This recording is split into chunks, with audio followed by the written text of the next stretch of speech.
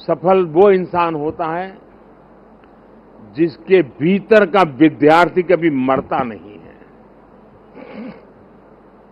कई लोग मुझे इस चुनाव में भी और हमेशा, मैं पिछले 30 साल से ये सवाल सुन सुन के थक चुका हूं कि इतनी एनर्जी लाते कहां से हो, थकते क्यों नहीं हो, मुझे लोग पूछते रहते हैं। लेकिन वो मेरे बॉडी को तराश रहे हैं, मेरी बॉडी में क्या खाता हूं, कितना सोता हूं, मैं योगा कितना करता हूं। अब वो गलत ट्रैक पर है, इसलिए मेरी एनर्जी का रहस्य उनको पता नहीं है।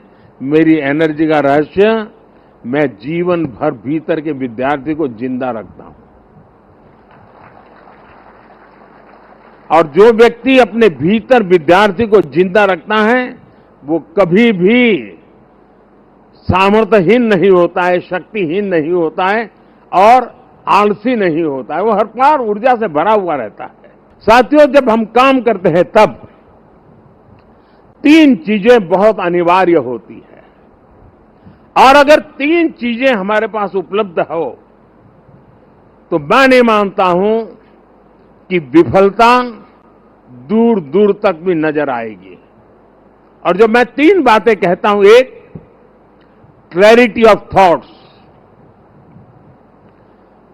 जहां तक इस सरकार का सवाल है, मैं मानता हूं कि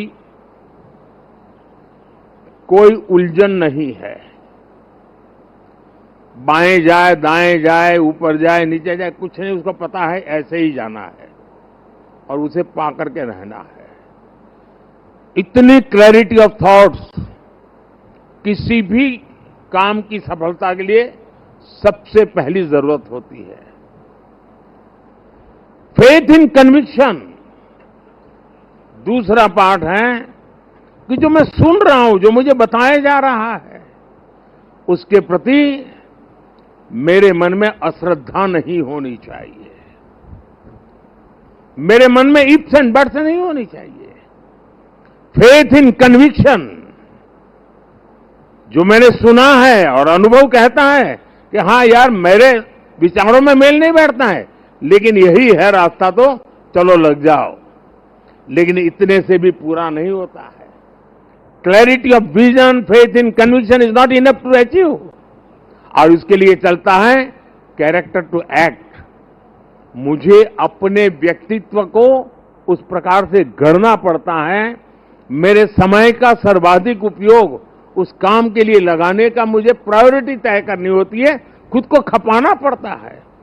मेरा शरीर, मेरा मन, बुद्धि, सब कुछ मेरा कैरेक्टर टू एक्ट, उस काम को पूर्ण करने वाले कैरेक्टर के रूप में अगर निकलता है तो मैं परिणामों को प्राप्त कर।